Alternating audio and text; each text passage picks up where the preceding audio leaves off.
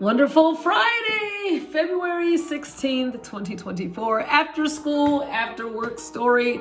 I hope you had a wonderful beginning of this weekend. And we are ready for our after work story. Unspeakable. Oh my. Oh my.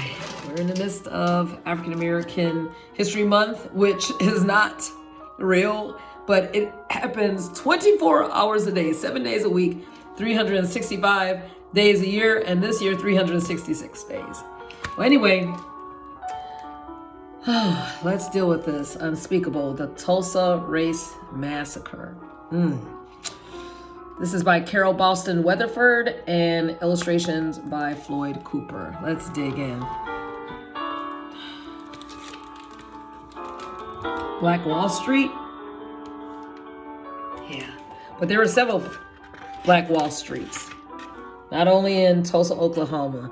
You had in North Carolina, so many others. Oh my, so many other places. Let's look at this. Once upon a time near Tulsa, Oklahoma, prospectors struck it rich in the oil fields. The wealth created jobs, raised buildings, and attracted newcomers from far and wide seeking fortune and a fresh start. Once upon a time in Tulsa, there was a community called Greenwood.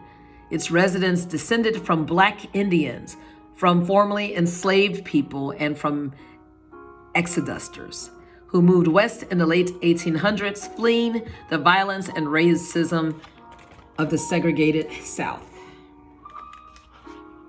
These are our ancestors. Once upon a time in Greenwood, there was some 10,000 people living in a 35 square block area. Train tracks divided the Black and the white communities. Segregation laws called for separate neighborhoods, schools, phone booths, and railroad and streetcar coaches.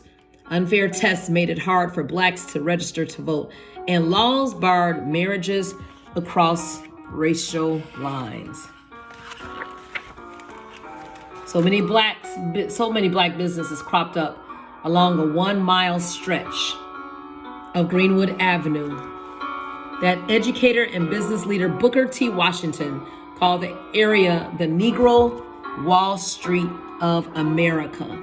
The name later became Black Wall Street, and the community kept thriving, prospering.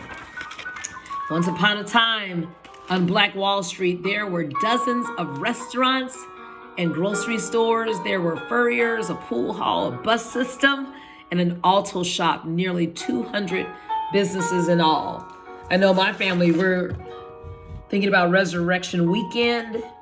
You know, the Saturday, well, from Maundy, Thursday, then you have Good Friday, just a Holy Week. And we get together, the extended family, for breakfast the day before Resurrection Sunday. And we were looking specifically for Black-owned restaurants that served breakfast, right? And there are a few splattered here and there, but it's so important to support, to research, because so many businesses are failing or closing down. Someone was mentioning how they went downtown on State Street recently, and the number of closed businesses along State Street. But for that matter, Michigan Avenue. For that matter, you know, so many other streets, South Side, North Side. You gotta support our own, even if it costs a little more. There were also several libraries, a hospital, a post office, and a separate school system where some say Black children got a better education than whites. There were 2 Black-owned newspapers, the Tulsa Star and Oklahoma Sun, and over 20 churches and 15 Black doctors, including Dr. A.C. Jackson, the most able Black surgeon in the nation. On Detroit Avenue stood grand homes of doctors, lawyers, and prominent business men and women. Once upon a time in Greenwood, there were barbershops and beauty salons. Little Rose. Miss Mabel's Little Rose Beauty Salon boomed on Thursdays when maids who worked for white families got quaked on their day off and strutted in style up and down Greenwood Avenue. The soda fountain at Williams Confectionery was a backdrop for scores of marriage proposals. Yeah, there were thriving families back then, prosperity. And there was the luxurious Stratford Hotel, then the largest Black-owned hotel in the nation. Black guests were welcome there, even as they were barred from Tulsa's white hotels. So they were part of the Green Book. Remember that?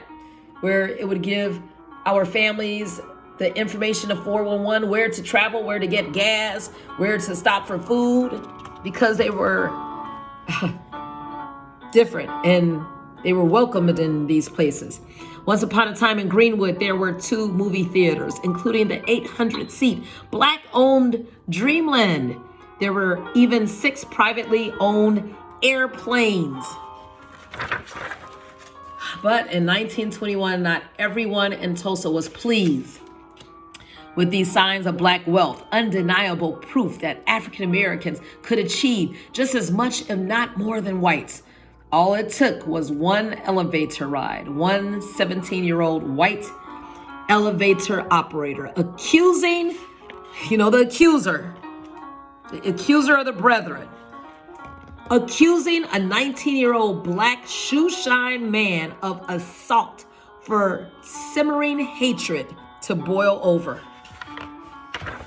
How many times is an accusation the foundation of so much destruction? With the accused man in jail, the white-owned Tulsa Tribune newspaper ran a headline prompting readers to, quote-unquote, nab him. Fearing the man would be lynched, killed by a mob before his trial, 30 armed Black men rushed downtown to his rescue. At the jail, they faced off with 2,000 armed whites on May 31st, 1921, day after Memorial Day, a holiday honoring fallen soldiers. Skirmishes between the 2 groups left 2 Black men and 10 white men dead, but the worst was yet to come. Unable to get the jailed suspect, the white mob sparked rumors that the Black community planned to attack. Unchecked and in some cases deputized by the police, the white mob stormed into Greenwood, looting and burning homes and businesses that Blacks had saved and sacrificed to build. Threatening to shoot, the mob blocked firefighters from putting out the blazes. African American World War I veterans took up arms to defend their families and property, but they were outnumbered and outgunned. Families fled with only what they could carry. Once upon a time in Greenwood, up to 300 Black people, including Dr. Jackson, were killed.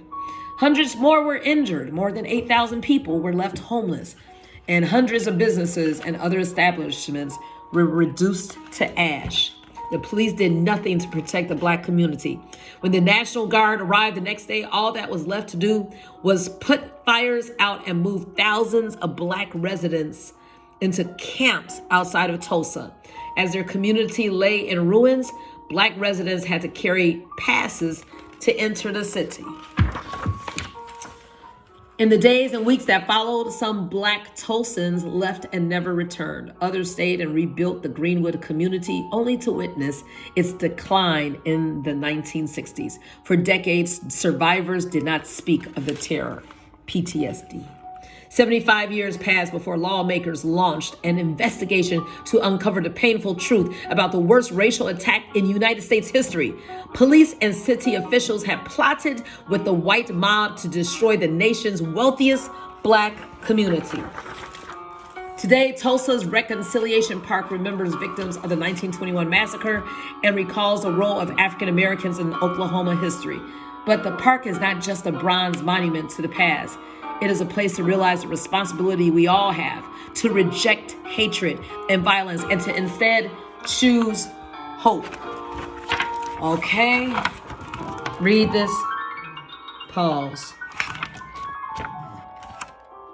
Illustrator's note. Author's note. Hope you can see this. And these are the pictures of the illustrator and the author. Thank you so much. Thank you so much for this reminder. Guys, let's do what I said earlier, to do justice, to love mercy, and to walk humbly before the world so that we can make a change, because there's a lot of hatred and evil that is still out here.